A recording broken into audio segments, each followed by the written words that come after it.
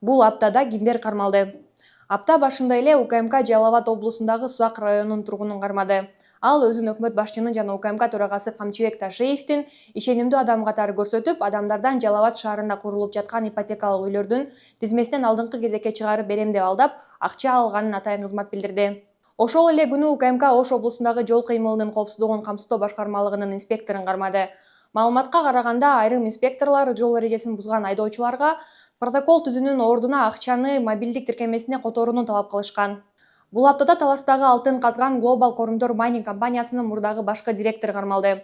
Атайын кызмат маалымдагандай, ал Корумдор аянтында геологиялык чалгындоо иштерин жүргүзүүгө лицензияны кармап туруу үчүн 145 миллион сомго жакын казынага которуш керектигин билип туруп, айрым мамлекеттик кызматкерлердин жардамы менен компаниясын мыйзамсыз банкрот кылган схема уюштурган. 23 январда УКМК тарабынан Ош мамлекеттик бажы кызматынын кызматкери кармалган. Атайын кызмат билдиргендей, ал Toyota Prado унаасынын документтери туура эмес болгонуна карабастан, кызмат абалынан кыянат пайдаланып, унаанын ээсине текшерүү актысын түзүп берип, кароодон өткөргөн. Натыйжада мамлекетке 140 миң сомго жакын зыян келтирилгенин УКМК билдирди.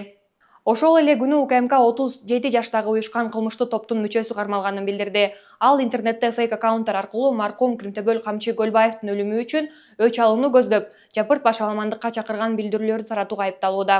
Шектүүгө жапырт башаламандык беренеси менен иш козголуп, тергөө абагына киргизилди. Ал эми бүгүн 24 январда Бишкек шаардык лифт ишканасынын мурдагы жетекчиси кармалды.